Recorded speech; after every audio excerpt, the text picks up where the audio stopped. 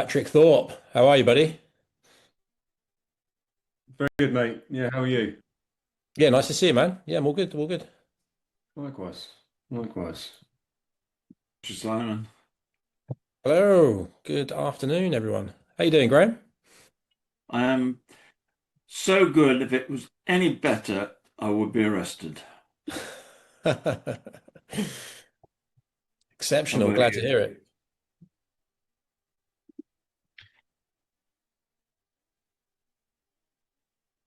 Oh, Wanted to thank Jacob and Katie for their help with our session setup and flow today. I'm Travis Jones and I lead our enablement team. And today I'm here with Adam Boggs and we'll be sharing details about this quarter's enablement program. We also have Archer with us who will be helping answer. What have we got? As a reminder, you can have your questions at any time using the Q&A function. We'll have some time to answer them. How do we kill that? That's good. Everybody hear me? absolutely. I see some familiar faces in there and some not so familiar. We've got Mr. Brady in, we've got Mr. Watson, Mr. Keane. How you all doing, guys? Howdy. Good to see you. Fabulous. Doing well. Yeah, good. So thanks for showing up. There's more than I expected, which is always good. So I kind of wanted to run this one in an ideal world. I'd maybe just open the floor a little bit and talk about some of the things I'm seeing, some of the things clients are seeing and so on, and maybe we exchange notes. Maybe there's some guys in here who want to ask some questions. We'll open the floor, maybe look at some case studies, see what you guys are seeing. So don't be shy in that sense. But I'll just jump in and share my screen, if that's all right.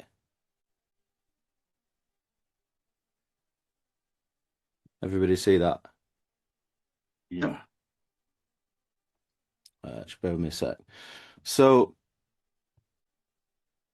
I don't know, people are in the room here today for a reason. So typically we're all hearing the same stuff.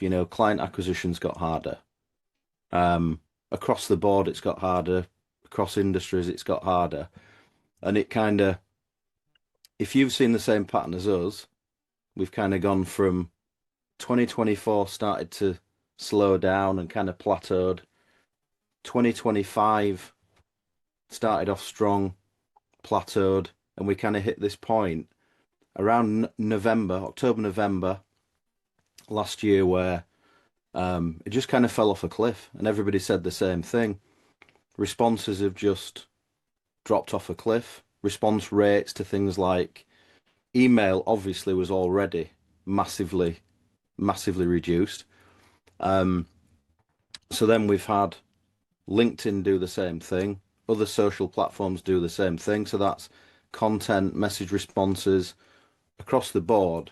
It just appeared to drop off a cliff, and everybody was, running around like headless chickens. What's happened? So there's obviously a seismic shift, and some of this we can make assumptions. In another sense, we've got data to back it up. So there's a little bit about me there. For those of you who don't know me, built and sold a company to a Berkshire Hathaway group. It was the Marmon Group. In my late 20s. I've been in selling as long as I can remember, really. I think all business is selling ultimately, and that's kind of what I've done for a lifetime. Built and sold a few other companies. My last one was an international expansion agency. So I've always kind of just dug outbound out of the ground and dug sales out of the ground and so on.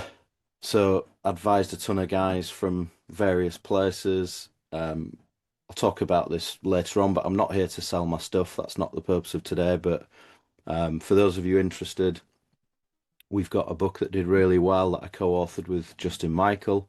And more or less, my time now is spent working with experts or expertise-driven firms, i.e., people who, rely on knowledge, IP, and those types of things versus products and SaaS. Um, as Steve saying, the frame's a great read. Thanks, buddy. Um, so looking at this, I mean, I'm sure Steve's a guy who's probably got a great bunch of intel into this stuff, but let's just kind of dig in. And if anyone wants to stop me and jump in, please do. Um, but so why has client acquisition kind of dropped off a cliff? So first off, it's the dirty word right now of AI. So AI has massively industrialized outbound. So we're all using the same tools. Many people are just using the same sequences. The issue with AI is that, it's a hallucinating model. So it churns out things that it's seen and heard elsewhere, but that's usually slop. So we've got no way of kind of measuring the efficacy of what it spits out. So it's good for ideation, but if we rely on it for sequences and templates and so on, it's just the same language. So, you're seeing everywhere you're seeing the M dash appear, you're seeing the staccato sentencing appear. So you can just see AI a mile off.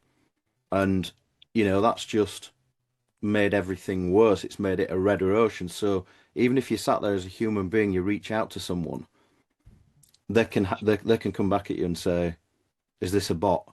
They're so suspicious that it's a bot and that it's automated that you can't actually even be human. So it's created a lot of mistrust, first off.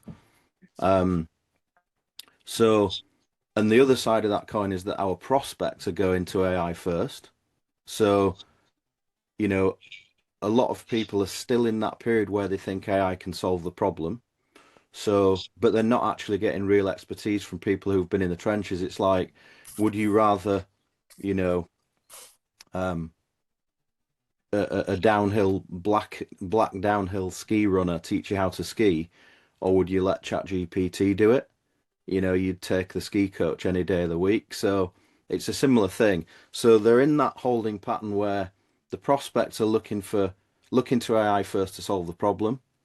So they think they don't need people like us, or they don't need a product solution for it.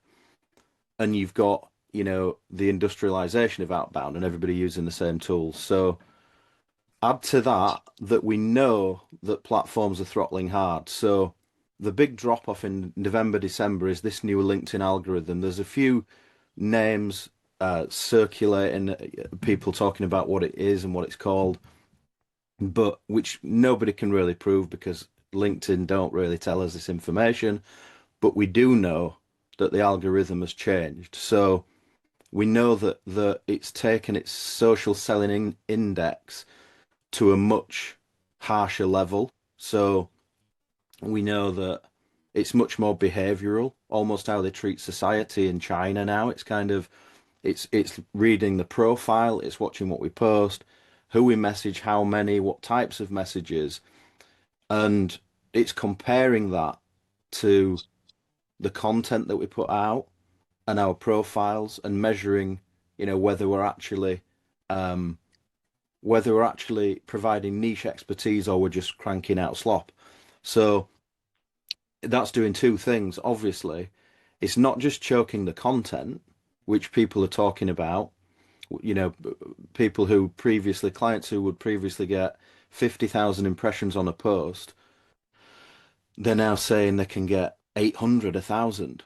So it's massively throttled. But it's not just the content, it's also the outbound. So a lot of people don't know that LinkedIn has a spam box too, called the other inbox. And we've seen many instances where clients have been, receiving infinitely lower response rates or seeing infinitely lower response rates, and we've unearthed the fact that it's landing in the spam box basically. So we have to the way to kind of overcome that is to switch back to native or sales navigator because they've both got their own inbox interfaces. So, but it's doing that too. So if it senses irrelevance to the prospect, if it senses automation, AI, consistent robotic sounding messaging. It's sporadically placing messages in the spam box. So we know that's happening, and that's fairly new. And of course, because of that, content goes nowhere anymore unless it's paid. LinkedIn is a monetized platform, so ultimately they want us to spend money. They like Sales Nav users, so they do favor stuff coming out of Sales Nav versus native, but also they want us to boost. So you'll see now anytime you run a post, it says boost for visibility. So, they want us to spend money. So, um, and so further proof of it, we obviously knew what Google did to us and the whole shutting down of mass cold email. And so we'd kind of come out of the Aaron Ross predictable revenue model and into this, you know what, let's just send mass volume and we'll just scrape up the Chet Holmes 1-3%, which I'll come back to in a minute. But so people looked to places like LinkedIn where you could get 1,000, 1,200 InMails out a month when you utilize the open profiles and so on. But that's another thing that was cracked down on in November. So that reduced to from 800 open InMails down to, for some users, it's 50. For others, we're seeing 150. So, across the board, they've kind of said, look, we've had enough of, spam. We've had enough of AI. We've had enough of automation. We've got to do something because we're going to lose users effectively. So the same issue we've seen happening to LinkedIn as we've seen with Google. So LinkedIn connection request limits, we're seeing clients that have those cut. The InMail we've talked about, the algorithm stuff we've talked about. So there's a bunch of evidence you can get on that, but you can go Google that. You kind of don't need me to explain all of that stuff. So, and it's kind of, the same thing is channels open, early adopters, early movers win, mass adoption, platform closes the loop, which is what we're seeing. So, I don't know about everybody in this room today, but typically clients and peers who were seeing 10 to 15 discovery calls a week with some level of ease are now looking at 2 to 3, and it's feels like a lot harder work to get that up. And it's obviously because for those of you familiar with the Chet Holmes pyramid, which I'm sure a lot of you are, the top 3% typically are in market and ready to buy. So when you've got volume, you can go at mass volume and just pick up that top 3%. And it's fine because you can go at it, spray and pray, you can go pick the volume up. But where we lose all of that volume and there's more stringency and so on, then we have to do something different. So we have to look at, again, which I always have thought about sales, but you have to look again at open to buying, not thinking about buying, and possibly even think they're not interested. So you have to start to utilize people who are not necessarily immediately in that cycle. So obviously it creates a wider net. So how do you do it? We've all got the same tools available to us. There is no kind of undiscovered as yet, new frontier. We've got social media, we've got emails, and we've got the telephone. And to me, in that order, it's like the Kevin Casey ick factor. You know, for me, the bottom cold is telephone. The next one's email. Then we've got social. So there's nowhere else we can go do it at this point. So, if we've all got the same tools available to us, bear in mind, sorry, bear with me. It's bad practice. Yeah, so if we've all got the same tools available to us, the only advantage we can possibly have is skill, nuance, and expertise. So you can't beat shit by, just putting out more shit. You've got to do something different. So what can we do? Well, the first thing to say is outbound isn't dead. I know there's been tons of stuff out there on social media about people who have literally just quit. You know, they've quit their roles as VPs, CROs. They've quit coaching and consulting. They're closing the business down, going back to corporate because because of these changes. Um, but it's not dead. It will, you know, never die. It will all these will always be uh, effective channels. But it's the robotic stuff that's dead. So what can we do? What's in our control? Well, in a world where everybody zigs, we can only zag.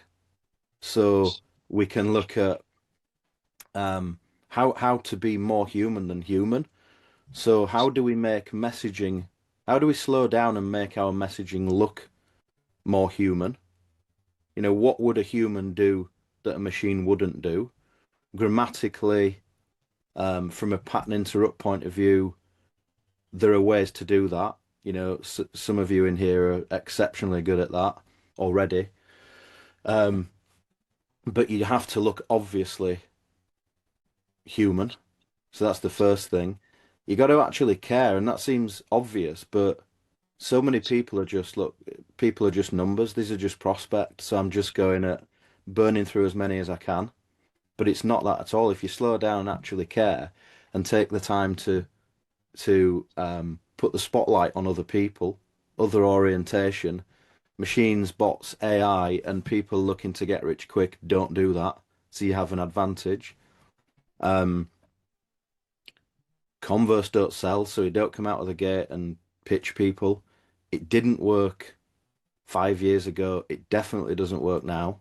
So we've got to slow down and have conversations and be willing to do that, particularly if we're selling higher ticket. Um, we've got to be creative in that. So, you know, what can we do? And this applies not just to LinkedIn, but email, phone, um, uh, social selling, all of that stuff. So how can we get creative? What can we do in the messaging? Is it, you know, is it voice drop? Is it an asset? Can we do events like this one that people are actually interested in rather than just pushing product on them? Um, and crucially, I think now more than ever, we've got to have a long-term mentality. So we've got to think it's not a case of a prospect has entered our funnel. Let's go pitch them. Let's go sell to them. Let's have two messages at it and burn them because we've just got a much smaller pool to go at. So we have to think long term in terms of I tend to visualize it as people connect with us or people enter our network in a different way and they're now in our room. So I've got two options and I can either go and sell to them and then discard them because I don't get what I want, or I can understand that, you know, a jar takes some opening. You know, sometimes it takes a little longer and it takes time. So how can I nurture people that are now in my space, that are seeing my content, that are reading my books, that are reading my um the stuff that we put out, that are talking to people that know us, they're seeing an invite to an event like this one, they're in the room. So, you know, it becomes pipeline, and pipeline is not a one and done. It's a long time thing, and you know, I have clients who come to me 2 years later, you know, and so for me, it's not one and done, and I think it's about that. It's long term in the room, and how do you then nurture them and take them on a journey? So it's crucial, more so than ever. Um, and people who are performing the best right now are the ones that are prepared to take a step back, even if it's temporary, to generate efficacy and manually do the things that they're trying to get Claude to do, or they're trying to get an AI tool to do, or they're trying to get a, you know, a mass outreach tool. Um, so you know that I'm seeing that. So you know, it might not be forever, but it can be. You know, I've got to slow down, see what works. I've got to vary the messaging because as soon as things start to look like a pattern, then it looks like a machine. It looks like a tool again, even if you're doing it manually. So to slow down and do that, you know, is really important. So that's kind of opening.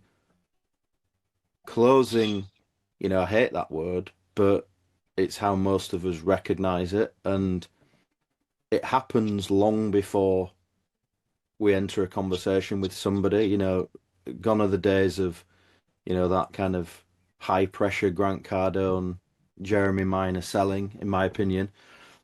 Selling is way more nuanced, and the best salespeople I've ever met understand, you know, how to hold a higher frame. They understand authority. They understand consultative selling, and they understand that it starts to take place long before a deal closes. So, what are they exposed to when they're booking on your link or they're filling out your form? What are they seeing? Where does it land them afterwards? Is all of that engineered so that they know you're coming into the call? There's tons of stuff you can do around that, and it's crucial to improve these conversion rates, which are necessary when you've got less discoveries. So, and the best engineer it deliberately, and I'm not talking about funnels and those cheesy types of things. I'm talking about subtlety, and having people take a journey that you want them to take. And obviously, in terms of the selling process itself, I literally wrote the book on it with Justin Michael. But it's all about, we don't chase, we don't pitch, we're not performative. We're fairly indifferent to the outcome. So that type of selling throughout the process is vital, so that we don't come off as vendors and we attract people versus repel. And obviously, for those of you in it for the long haul versus a quick buck, the most successful people, typically in a higher a ticket environment, you've got to engineer all of these pieces. So you've got to know, I won't go through all of these, I'm happy to chat to anybody afterwards about it if they want to, but when you look at positioning, it's not just picking a niche and going at that. It's, what do those people see in me that they don't see in somebody else? What is it that I'm known for that makes me way more valuable and hard to compare? Why do people pay me more money than they would the next guy that they'd pay half my fee? And it's looking at engineering that and looking at who we're relevant to and building all of that out. And it takes some engineering. It takes time. Obviously packaging, if it's harder to acquire clients, then we want them to stay longer. We want them to pay us more. So why would they? How can we make that valuable and compelling enough? How do we increase perceived value? And how do we maximize revenue economics? How do we get them to stick around so that we're not all sizzle and no steak? That people start working with us and they want to continue working with us is crucial. Demand generation, which we've talked about, which I think is hugely about slowing down, bringing a human element back into it. Things like proof layering, once we've done that, what evidence do we have? What are the touch points that prove that we're the right person for the job? And right into the conversion things that we've talked about. So controlling the dynamic of the deal, challenging assumptions, raising the standards. So all of these things can be engineered. So, people like David C. Baker, Blair Enns, they've probably spent 20 years building that reputation, but it can be done faster. You can ethically game the system. And I think it's more important because it just speeds up the velocity of the sale and the willingness to speak to you. So I think the polarity shift is stop trying to reach everyone. Start being impossible to ignore by the right people. Like who do I stand out like a sore thumb to? Is there enough of them to go and have enough conversations? If so, then it's mission-based targeting, and that's what we all should do, in my opinion. But the point being that most people won't do all this stuff because everybody wants to get rich quick. They want to watch an Alex Hormozy video or, buy a Russell Brunson ClickFunnels book, and they want to find a shortcut, which is, I don't know, content or some kind of pay to play or some other way of doing it. I've been doing this nearly 25 years and I'm yet to find a get rich quick scheme that isn't just in the interests of the people that sell it. So if everybody wants easy, that's exactly why we're here in the first place. We've been choked because we want to do everything overnight. We want to spam everybody. We want the instant sale. We want the 1% in cycle. So we find ourselves here. Platforms have had to adapt and stop us doing it. So, in a nutshell, I mean, we've not really got much time. If anybody wants to grab a quick question, happy to take it. No? No takers. So, I mean, you can always drop me a line afterwards. I'm happy, LinkedIn, email, WhatsApp, wherever. Happy to answer any particular questions about your case. But it was obviously today a bit of a whistle stop, quick rattle through it, my view of the world as we see it now. And I'm happy to have a conversation if you would like that outside of this. Frank, you got. Thank you, Jonny, for pulling us together. There's something I noticed amongst the attendees. There's a lot of gray hair, Yeah. or no hair. And I think the absence of the younger crowd is quite telling, to your point earlier about the energy and the enthusiasm for AI is just a shiny object, and people are rabbit holing down that so fast that my age cohort might say, I've been doing this 40 years, like you, in different categories. But thank you for leaning in, especially with the frame. I'm going to make a shameless plug for the book because I'm fond of what you've done. It's quite compelling. It's worth a second read. I encourage everybody here to pick that up if you haven't. I'm looking forward to the audio version. Jonny, I think you'd be a great, you need to get on that. But the one that I've tried to help clients think through is being in the minute we have left is being an authority, and belief in themselves is the most difficult thing for someone to in many instances, to hold that frame like you've talked about, to be present in a negotiation. And the one that does all the talking is usually has no advantage. And I've talked too much. But anyway, I'll give it back to you as a short way of saying thank you for today. That's great, Frank. I really appreciate it. Always. Johnny, you mind if I ask a question quick? Yeah. Where am I looking? That's Tom Berchinsky. How are you? Hey, how you doing? Awesome. Love your book. I'll give you a plug too. I have to Thank run you. to another meeting, but this is phenomenal. Love it. Love what you're doing on WhatsApp. So thank you for that. Are you sharing this deck or not? And the only reason why is you had some really killer points in here, and I didn't want to be disrespectful and screenshot stuff. So I didn't know if you were going to share it, but there's some key points here that I can use with some of the, I wasn't taking notes. So I didn't know if you were going to share it or not, but thank you for well, the of course great I will. call. Yeah, Appreciate pleasure. you. Pleasure.